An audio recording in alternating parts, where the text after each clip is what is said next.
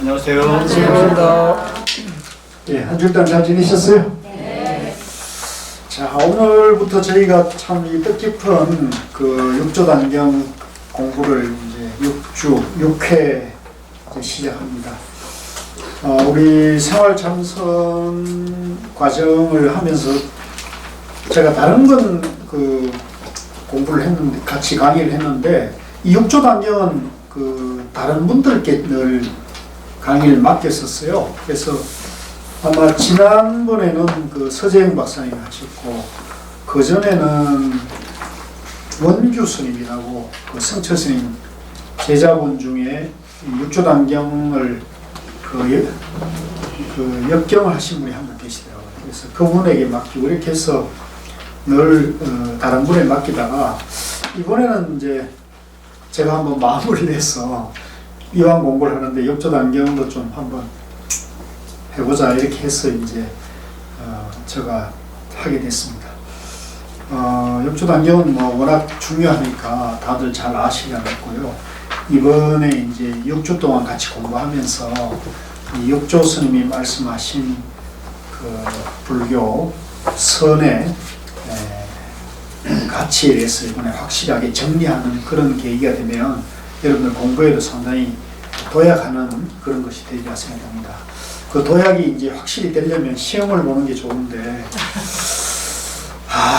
그리고 이제 교재는 이제 그 이겁니다. 이제 고 스님 강설 육조단경 이렇게 해서 이제 이 책 누가 만든지 아세요?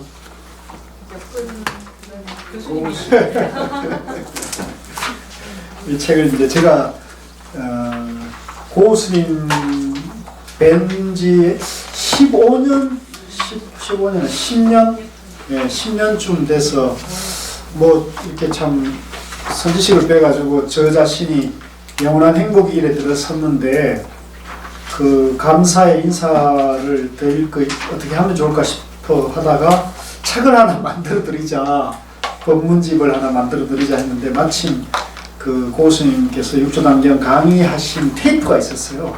그래서 그 테이프를 가지고 이제 그 쭉 이렇게 풀어가지고 이제 원고를 만들어서 해서 이제 이 책이 나오게 됐습니다. 그래서 저 나름대로는 우리나라에서 그 육조단경에 관해서는 이렇게 쉽게 중도로 쉽게 이렇게 설명해 놓은 책은 이 책이다 이렇게 생각하고 있습니다. 그런데 출판사를 이제 조계종, 제가 뭐 그때 종단밥을 먹을 수 있을 테니까 조계종 출판사에 했는데 이분들이 이 책값을 28,000원을 매겨가지고 스님께서도 좀 언짢아 하시고 저도 왜 이렇게 책값을 비싸게, 이런 좋은 책일수록 책값을 좀 저렴하게 해서 많은 분들이 부담 없이 읽도록 해야 되는데 이분들도 이렇게 양장으로 이렇게 책을 근사하게 뭐 그 디자인만 해도 몇백만 원을 줬다 해서 하면서 막 이렇게 해가 책값을 엄청 비싸게 했어요.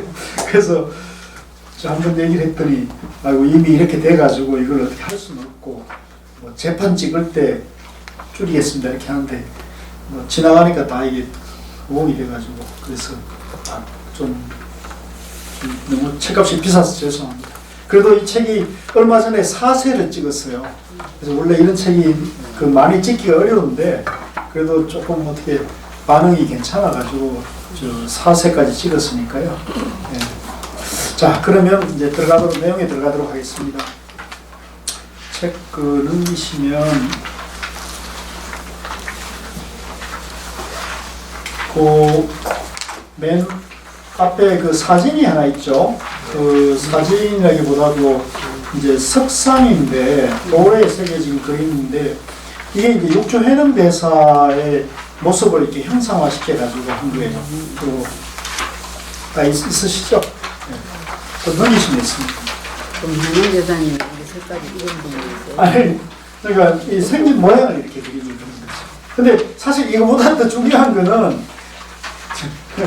뒤에 나오는데 좀 이따가 보도록 하고요. 이 사진 순서대로 보면 그 삼조사 있죠, 삼조사. 교수님, 책 그림하고 틀리네요. 저희는 사진이 이건데요. 컬러. 이거예요. 이런 책을 내가 교수님하고 틀릴까? 이제 한번 저희 설명해. 네, 여기 앞에. 아, 그래서 그 3만 위에만 그렇지. 네. 네, 사세는 이제 바로 잡아.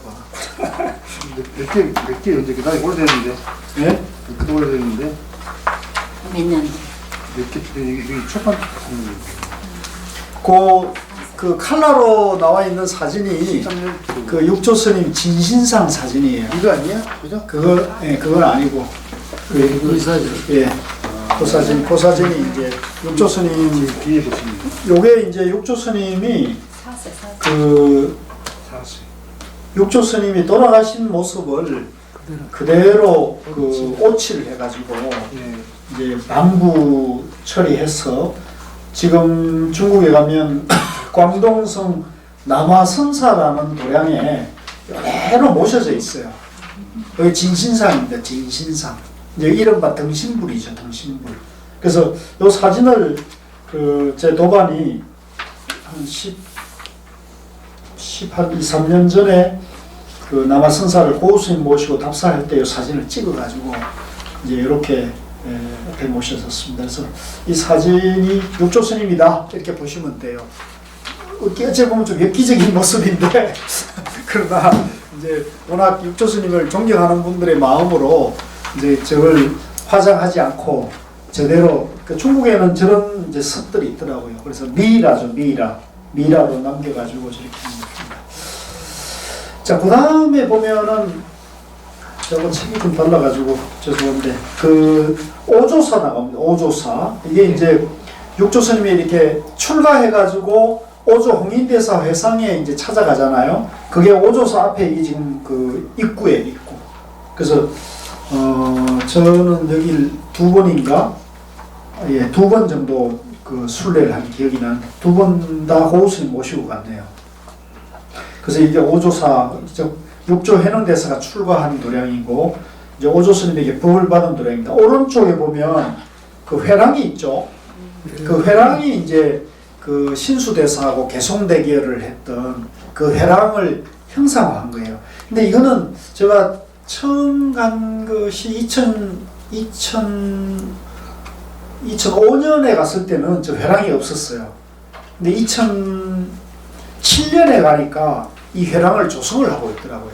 그래서 저는 이제 옛날에 있다가 이제 절이 황폐화됐다가 다시 복원을 해가지고 이게 이제 관광자원의 가치를 알게 된 거예요, 이분들이. 그래서 저렇게 잘 조성을 해놨더라고요. 이제 그 다음 페이지에 있는 거는 이제 육조당경을 설한 그 대감선사, 대감사. 저 대감사는 저 중국의 광동성, 광저우, 그 광저우 아시안게임 열렸던 광주 위에 소관시라고 조그만 소도시 있습니다. 인구 한 50만 되는 소관시 시내 한가운데 있는 그 시장 바닥 안에 있는 대감사, 대감선사인데 여기 이제 육조당경을 설한 곳이에요. 그래서 그리고 그 오른쪽에 그 조계라는 그 스님들이 도열해 있는 그 큰 사진은 그 육조 스님이 오랫동안 주석하시고 교화를 편 이제 우리 대한불교 조계종 할 때 조계종의 그 조계의 발원지라 하는 육조 스님 사상의 발원지인 조계, 옛날에는 보림사라 그랬고요. 지금은 이제 남화선사라 그래요. 남화선사.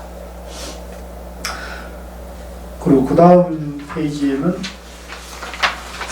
그 위에 사진은 이제 국원사라고 그 육조 스님 태어난 고향 마을에 당나라 황제가 나라에 큰 은혜를 입히신 뜻으로 그 국원사라고 나라에 은혜를 입힌 육조 스님을 추모하는 그 고향 마을에 세운 절이고요. 그 밑에 이제 묘지는 그 육조 스님 부모, 부친이 이제 노공행도죠. 노행도.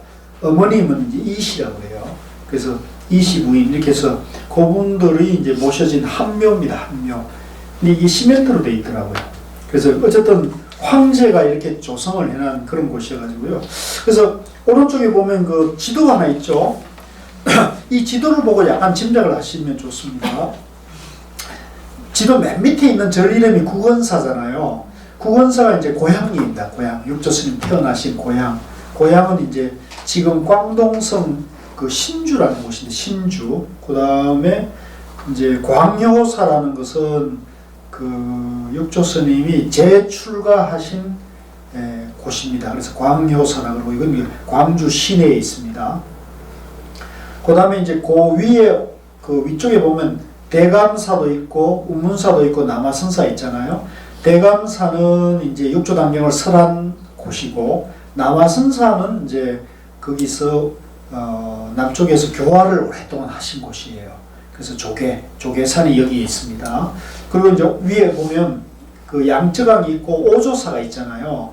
오조사, 사조사, 삼조사는 이렇게 거의 가까이 이렇게 있습니다. 그래서 사조사, 오조사는 이제 쌍봉이라는 곳이 있는데 여기는 그 서쪽에 사조사가 있고 오른쪽 동쪽에 오조사가 있는데 이게 이제 동산이라 해가지고 이제 유명한 동산법문이라는 선종이 이제 선을 본격적으로 이렇게 알리는 도노선을 본격적으로 알리는 그런 곳을 이제 동산법문이라는데 그게 기원이 되는 것입니다.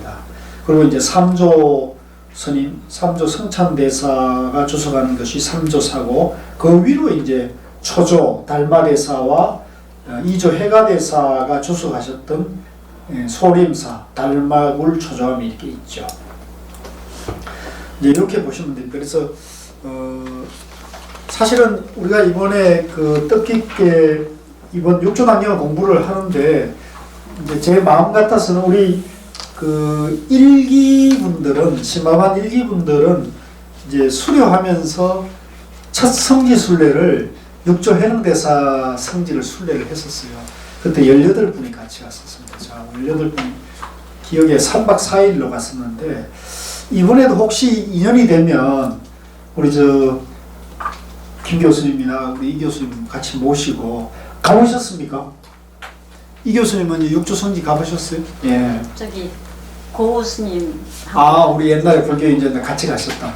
맞아요. 근데 2007년에 같이 갔어요. 그래도 까마득해. 벌써 12년이 됐네요. 벌써 그렇게 됐구나. 예.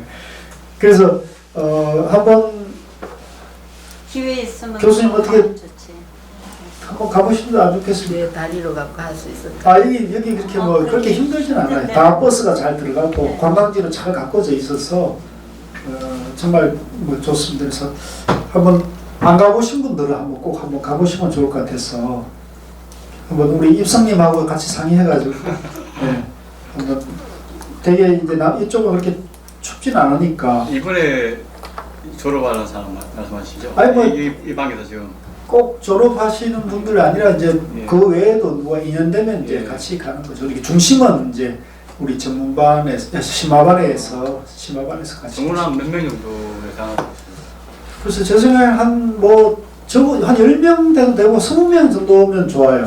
예, 적정한 그 미니 버스나 버스로 이제 하면은 적절하죠. 그래서 그건 뭐 나중에 지금 그거는 중요한 문제는 아니니까 본질은 아니니까 하면은 이제 또 이래저래 인연이 있는 분들이 또 같이 가면 좋습니다. 그래서 저는 이곳에 한 이제 고우스님 그 선원장 스님들을 고우스님 뭐 무여 해국 이런 큰 스님들을 모시고 2005년에 이제 처음 갔었어요. 한 보름 동안 지금 여기 나와 있는 1조 그 소림사부터 쫙 해가지고 이제 6조 대사 성지까지 보름을 선종사자를 쫙 답사를 했죠. 그래서 그거 하면서 거의 이제 했고 또 뭐 고우스님 모시고 왔으니까 뭐 그 가이드 설명은 말할 기도 없고요. 그래서 그때 이제 우리나라에 뭐 내노라는 선원장 스님들 20분하고 갔었는데 머리 기른 사람은 저하고 한 사람 두 사람이 딱 꽁지에서 맨날 이렇게 쫓아다니면서 이제 그게 이제 굉장히 저희인데 공부가 많이 되고 또 실제 우리가 이렇게 조사 의록이나 이런 데 보면 이게 좀 중국 저거 막막하잖아요. 근데 현장에 이렇게 딱 가보면 여기가 육조단경을 설한 곳이다. 여기가 육조스님 태어난 곳이다.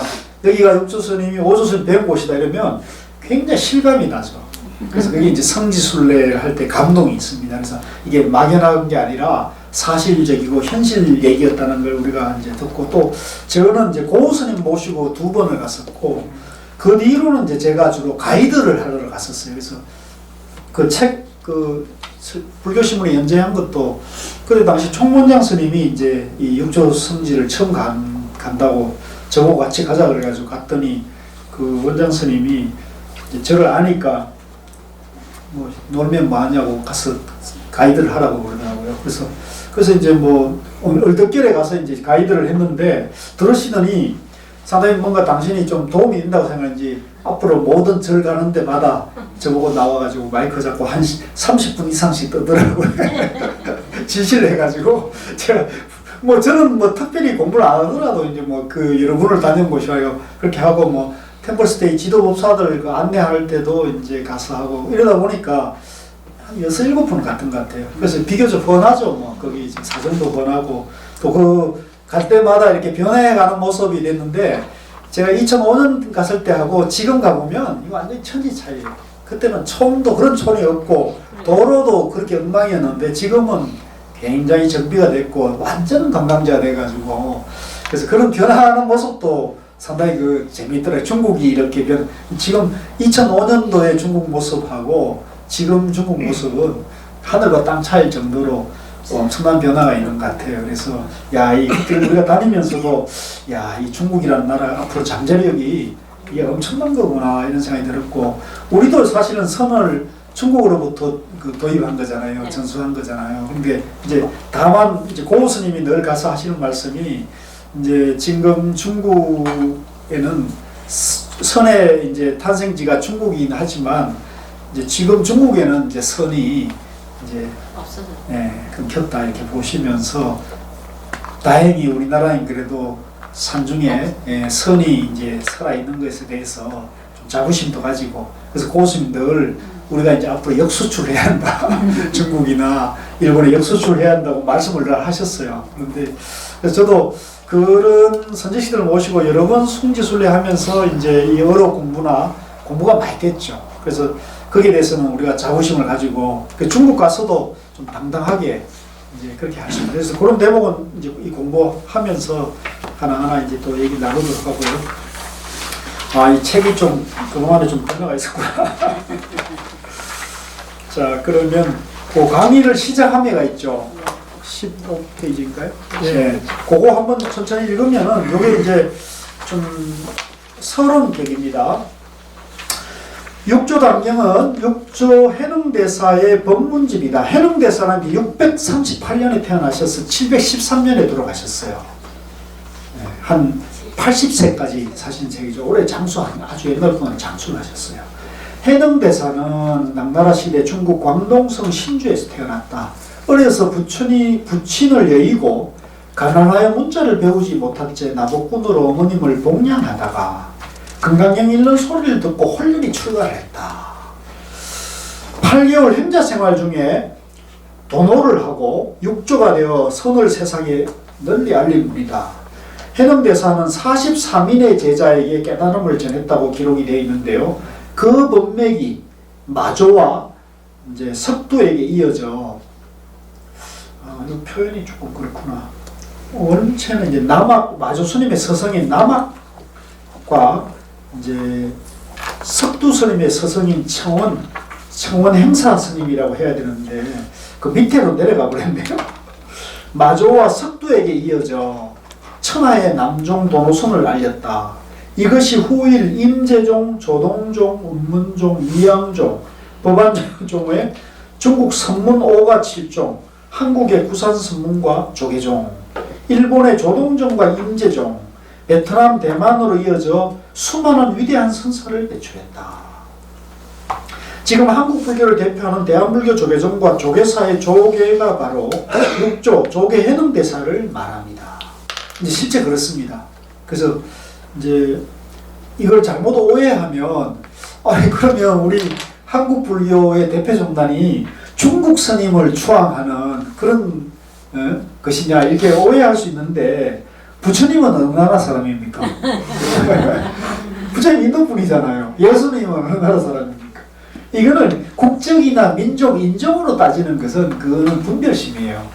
네, 그거는 세속적 기준이고 이제 이 위대한 진리는 그죠? 성스러운 성인의 진리는 인종과 민족과 국경을 초월하는 거거든요. 보편적이란 말이죠. 그래서 이 부처님 가르침도 그렇기 때문에 보편 종교라 그러고 또 이 선도 선은 더 그렇죠. 선은 더 이제 인종과 민족과 종교마저도 넘어서는 게 선이잖아요. 그러니까 중국 선종이라 해가지고 뭐 중국 불교라고 이렇게 좀 폄하하는 분들이 있는데 그거는 이제 그분들이 특히 남방에서 공부하는 분들이 많이 그래요. 근데 그거는 그분들이 불교를 몰라서 그런 거예요. 저는 그렇게 말합니다. 불교를 몰라서 불교는 보편 종교이기 때문에 그걸 인종으로 얘기하는 건 불교를 잘 모르는 거죠. 그래서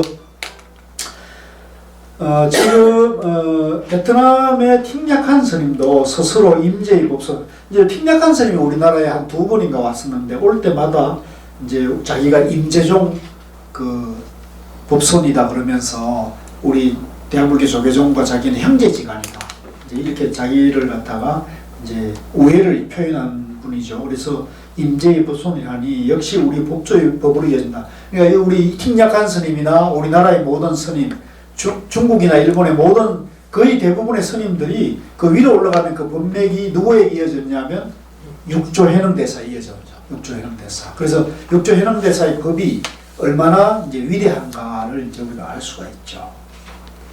해능대사의 가르침은 대승불교의 핵심이 됐을 뿐만 아니라 동아시아의 정치, 경제, 사상, 문화, 예술, 건축, 디자인 등에 지대한 영향을 주었다. 실제 그렇습니다. 이 동아시아에서는 이 선종이 끼친 영향이 이제 뭐 유교도 끼친 영향이 크지만은 선종도 어마어마한 그런 정치, 경제, 사회, 문화, 예술에까지 영향을 미쳤습니다. 현대 인류 문명의 상징인 스마트폰을 만든 미국의 스티브 잡스도 일본 조동종 선사의 지도를 받은 선수행자였다고 하니 이 가르침은 지금은 이제 서양에 전파돼서 그죠?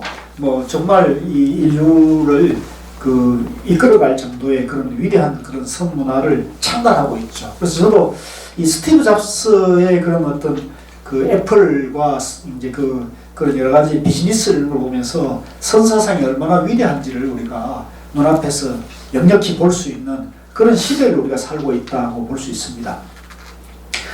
육조감경은 이러한 육조 해능대사의 본문을 후대의 책으로 엮은 것이다. 부처님 제자의 의록 가운데 유일하게 경이라 이름 붙이는데 실제 이제 부처님 말씀을 모아놓은 걸 우리가 경전이라 그러는데 부처님 제자 중에는 유일하게 경이라 붙이는 것이 바로 이 육조감경이에요. 대개는 이제 논이라 그러거든요. 논, 뭐 중론, 대지도론, 뭐 이렇게 그 제자들이 부처님 제자들이 이제 그 저술이나 본문을 논이라 그러거나 소라 그러거나 이러는데 육조 스님만 유일하게 경이라고 붙여요. 물론 이제 이것도 이제 사실은 대성권의 얘기죠. 대성권의 얘기고 남방에서는 인정을 하지 않습니다. 남방에는 아예 이제 금강반야부 계통이라든가 이제 이런 대성권 경전 자체를 아예 인정하는 분파도 있어요. 인정하는 분들도 있지만 인정하지 않는 분들도 많아요.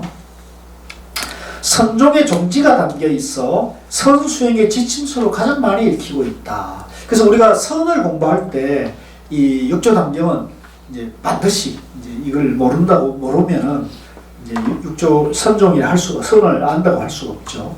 성철 스님은 참선 수행자들이 사상을 정립하는데 육조담경을 공부하도록 권했고 기록에 의하면 중국의 마오쩌둥도 뭐 대통령입니다. 가까이 두고 애독했다고 한다. 그래서 이분도 그 비서의 회고담을 보면 어디 지방에 여행을 가거나 할 때 꼭 육조담경을 이제 한 권 챙겨갔다 그래요.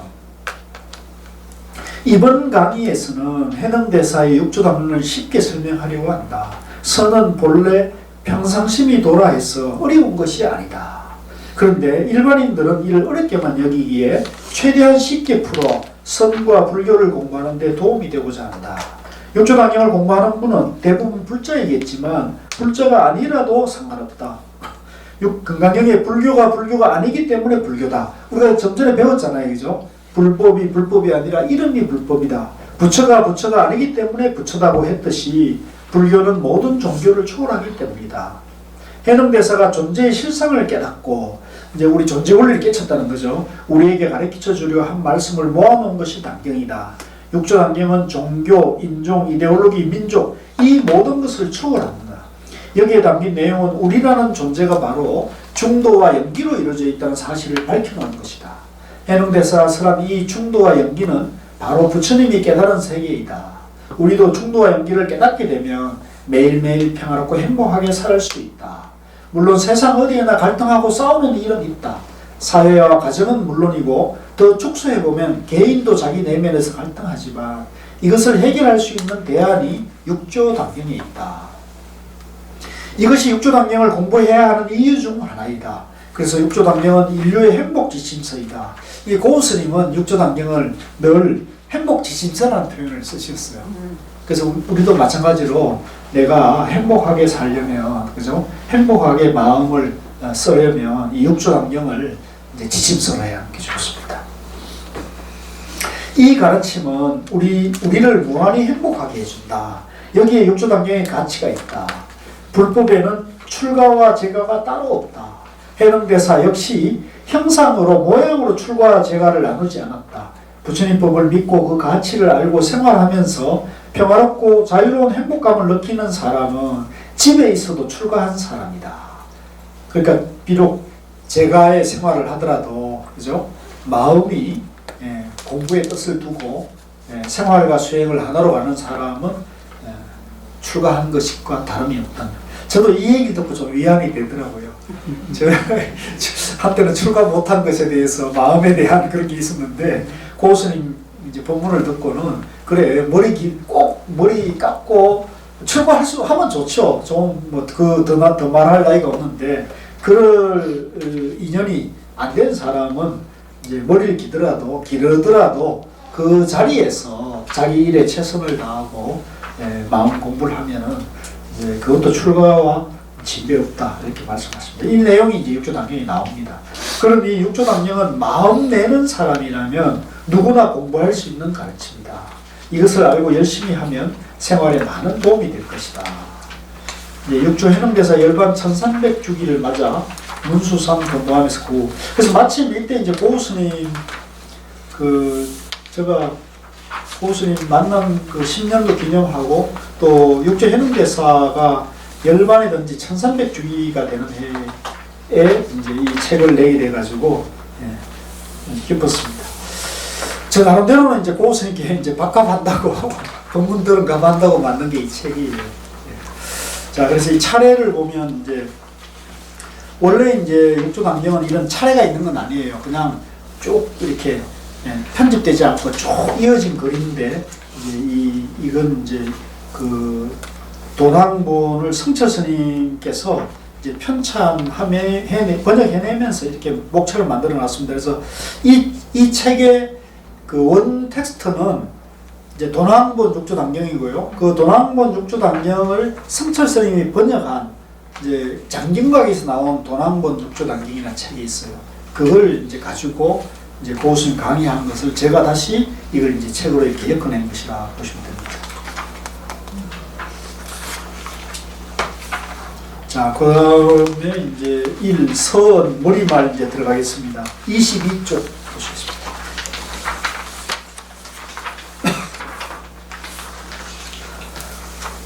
요 22쪽은 우리가 같이 읽어도 되겠네요. 이제 시작하는 겁니다. 시작하겠습니다.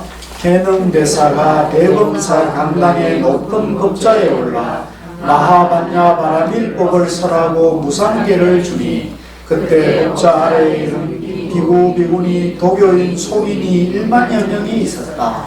소주 자사 위거와 여러 관료 30여 명과 유생 등이 함께 대사에게 마하반야 바라밀법을 설해주기를 청할 때 자사가 문인 법회로 하여금 기록하게 하였는데 이것을 모아 널리 유행케 하여 후대에 도를 배우는 사람들이 이 종지를 계승하여 설해주게 하리라. 의지하고 믿는 바가 있어 받들고 계승하기 위해서 이 당경을 설하였다. 이게 이제 그 육조 스님이 법문을 설하게 된 육조 당경을 설하게 된 이제 인연을 이제 모아놓은 거거든요. 그래서 이것은 이제 육조 당경이 책이 만들어지기 과정에서 나온 말씀이죠. 그래서 해능대사가 이제 대범사, 이제 여기에는 대범사를 했는데 지금은 이제 대감선사라고 합니다. 대감은 이제 육조 스님의 황제가 내린 호가 대감이에요. 대감.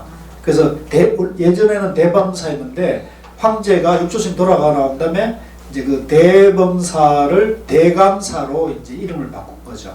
대범사 감당이 높은 법자에 올라. 이제 많은 사람들이 법문을 듣는데 많은 사람들을 이렇게 보이게 하려면 우리도 왜 이렇게 단을 운동장 같은 데 보면 이렇게 높은 단을 만들잖아요. 그러니까 여기 높은 단에 올리는 걸 이제 단이라, 단경할 때 단, 이게 계단처럼 높은 단을 만들었다는 겁니다.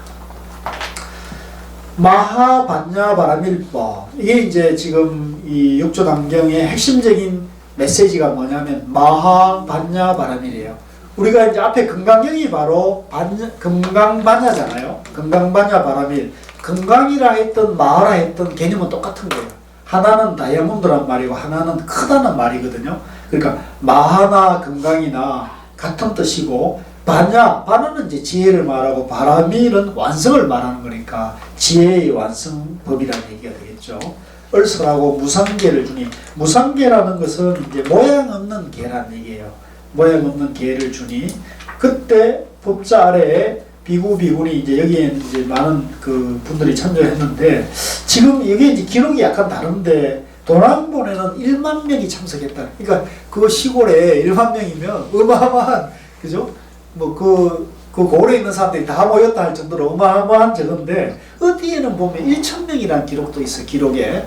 그런데 이제 우리가 여러 기록이 있는데 이 도남본이 가장 고본이에요. 가장 옛날에 가까운 쪽이기 때문에 그 고본이 이제 원형이라고 봐야 돼요. 그 후대에는 도남본 이후에 책이 만들어진 것은 그걸 가지고 누가 뺏기면서 늘렸다 줄였다 할 가능성이 높죠. 그렇기 때문에 이제 이 도남본을 우리가 육조단경의 표준으로 보고 있습니다. 예. 이거를 지금 전에 도교인이 이거 나온다 뜻은 아니 그때 불교하고 도교하고 아니 경계가 뭐하단 말인가? 그런 뜻은 아니죠. 도교하고 불교는 경계는 분명히 다른데 도교인이 이게 나오는 이유가 뭐예요? 그 이제 아마 도교 믿는 도사들이 이제 육조스님이라는 큰 스님이 법문한다 그러니까 선지식이 법문한다니까 와서 듣는 거죠. 우리도 뭐 목사님 좋은 설교하면 우리도 가서 듣고, 또 그 교회에 다니는 사람들도 큰 스님이 오신다면 와서 듣잖아요.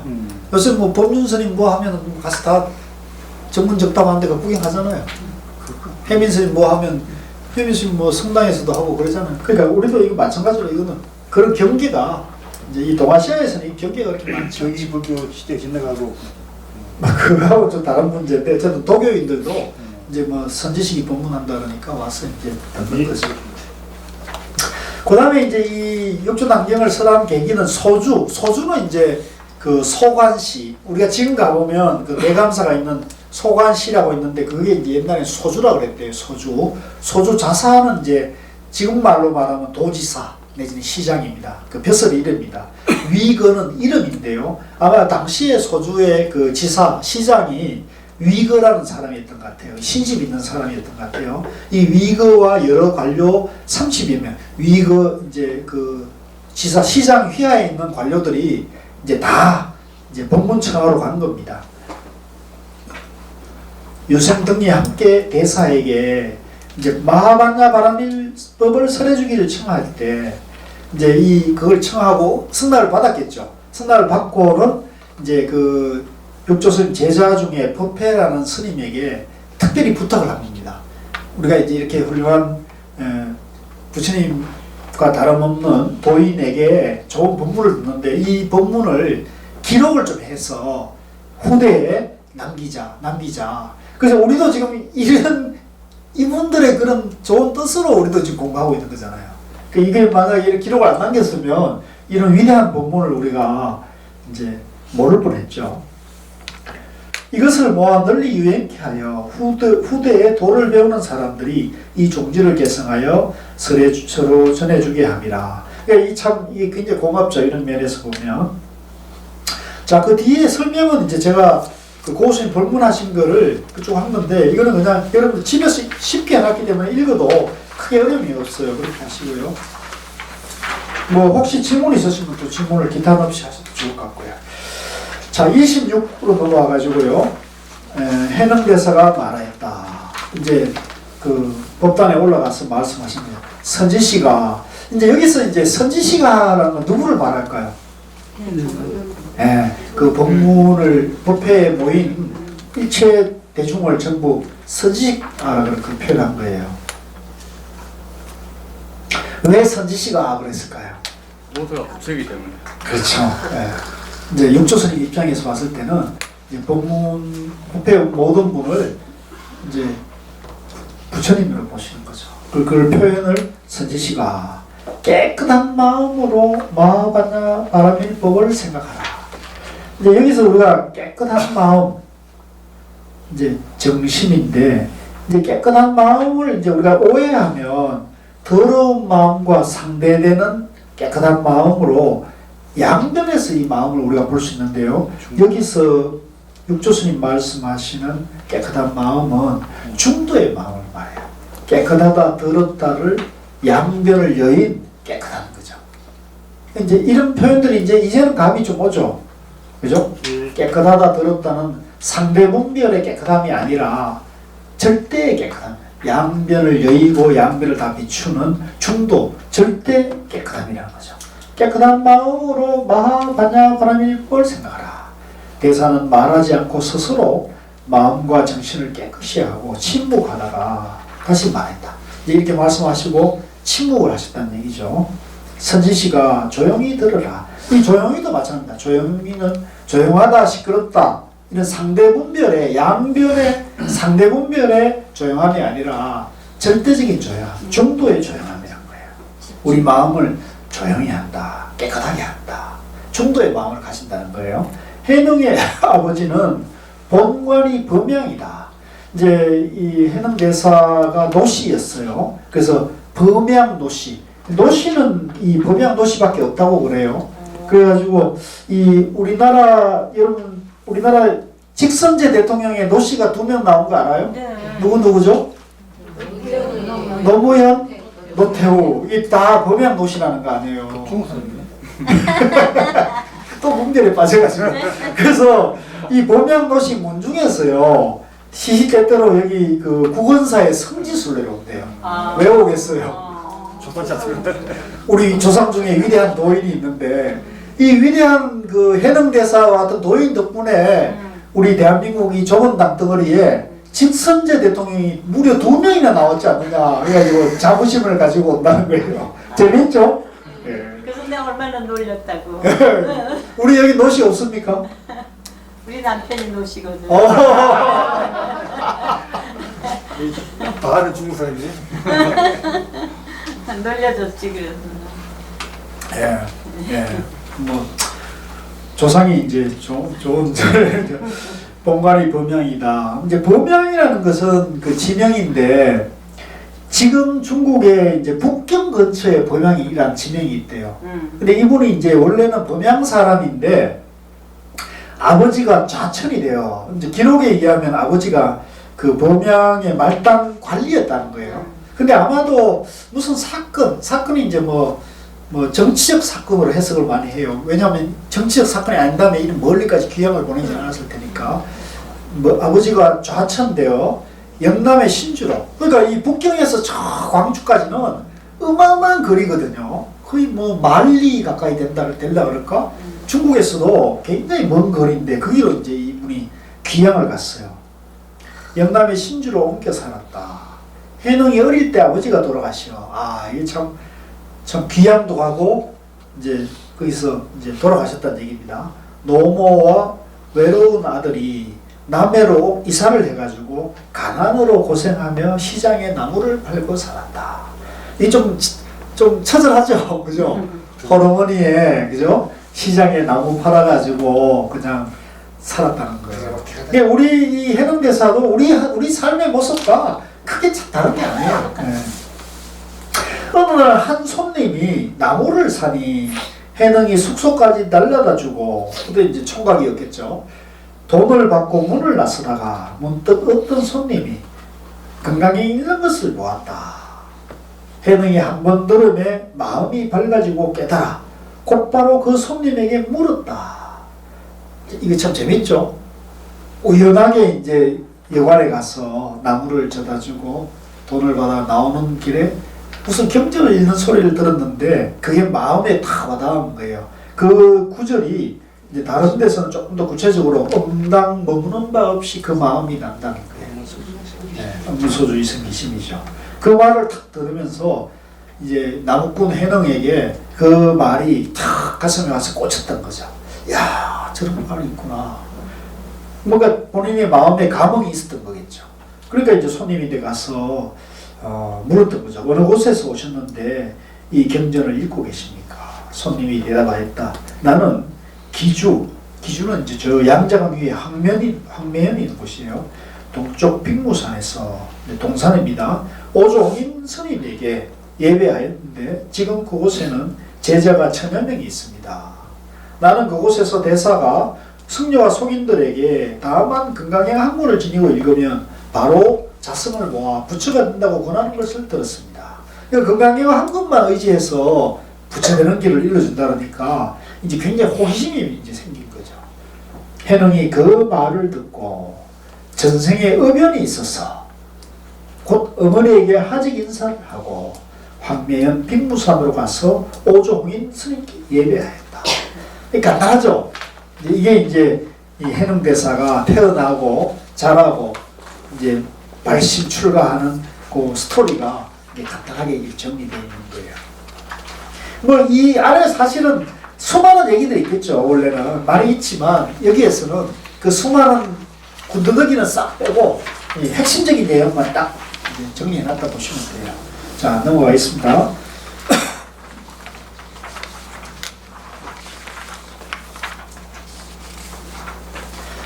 자, 34쪽으로 와가지고요.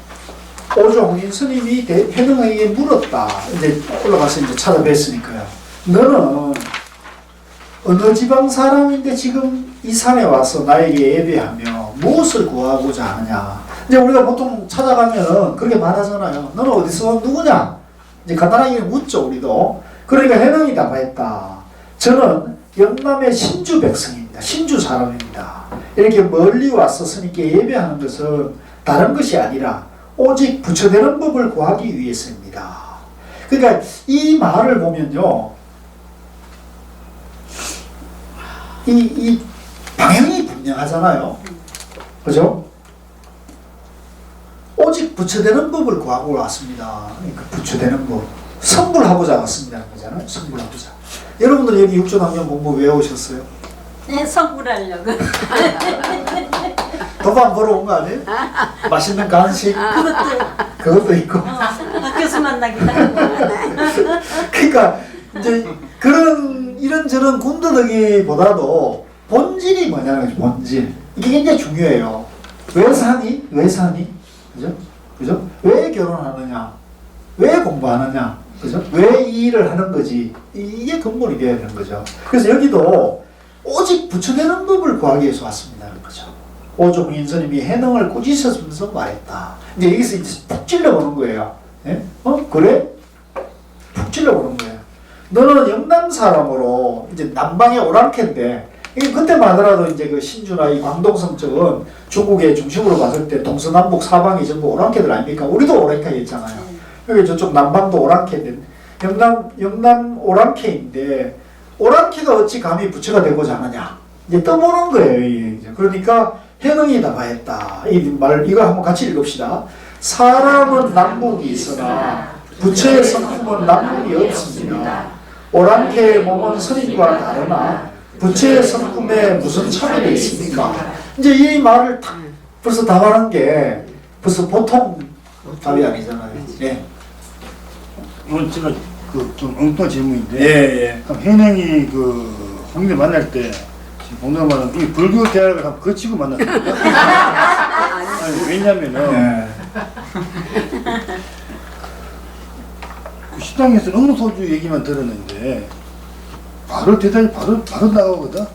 자기가 어떻게 하는데 부처되는 법을 구하고 오랑캐가 뭐 이런 얘기를 한다 하는 것은 이미 이 사람이 불교 공부를 어디에 와가지고 그 공인 만나기 전에 그 불교대학을 그쪽 입구에서 공부하고 만난 거 아니냐.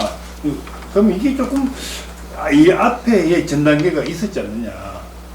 저는 전생에 이 사람이 아니 저- 전생이 있다 하다 그거는 업이고 그 이제 바로 홈 부처되는 법을 안다 할 때 바로 부처가 가자. 뭔지를 알고 있었을 거 아니에요. 그게? 바로 그지? 돈 돈 수팔. 그러니까 그 저도 이제 그런 의문을 가지고 스님께도 여쭤보고 저도 이제 생각을 해봤는데 결국 결론은 뭐냐면요. 여기 이 육주 당경에는 그 중간 과정이 다 생략돼요. 생략됐다. 네, 생략됐다고 봐야 돼요.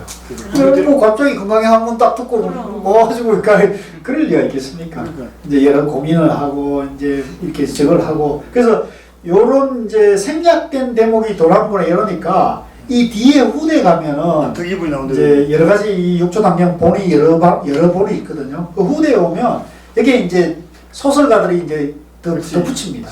그래서 이제 누구는 뭐 어떤 사람에게 연량을 얻어다가 그걸 부모님 봉양비로 갖다가 놓고 이제 본인은 출가했다는 얘기도 나오고 또 외삼촌에게 이제 자기 어머님을 이제 어탁하고 갔다는 얘기도 나오고 또 어떤 절에서 불교 공부를 하다가 또 갔다는 얘기도 나오고 그런 얘기들이 많이 붙어요. 그래서 여기는 이제 그런 뭐 그건 이제 중요한 게 아니잖아요. 그러니까 이제 그러니까 우리도 마찬가지입니다. 여기 이렇게 공부하다가 여러분들 어디 가서 탁 깨치면 깨친 게 중요하지 뭐 생활 참선에 내가 인문을 공부했니 심화반을 공부했니 이런 게 중요한 게 아니잖아요. 아 그렇습니까? 예. 시험 못 중요합니까? 떨어지고. 시험 그런 게 중요한 게 아니에요. 성철 스님도 중학교 그 시험에 떨어졌다는 거 아닙니까? 근데 우리가 그거 뭐 떨어지고 안 떨어지고 중요한 게 아니잖아요, 성철 스님. 그렇지. 예? 처음 듣죠? 예. 성철 스님도 중학교 입시 시험 보러 가고 떨어졌어요. 그때도 입시 승진 나오던. 예? 그때도 입시가 있었어. 그때 이 시험 있었대요. 예. 그래가지고 예. 그런 얘기 이제 우리가 중요한 게 아니잖아요. 네. 떨어지면 어떻고 합격하면 어떻고. 그리고 그 금강경 읽는 사람한테 또 재차 묻고 뭐 그랬을 거예요. 네, 그러니까 네. 이제 그런 얘기들이 많이 그럼. 있지만 여기서는 그런 것들은 필요 없습니다. 중요한 게 아니니까 이제 그래서 이런 걸 가지고 공연히 이제 우리가 분별심으로 딱 덤비면 여기 이해 못할 얘기들이 많아요. 여기 이해 못할 얘기 엄청나게 많잖아요. 아니 뭐 나무꾼 행자가 이런 답을 어떻게 할 수 있겠어요? 예?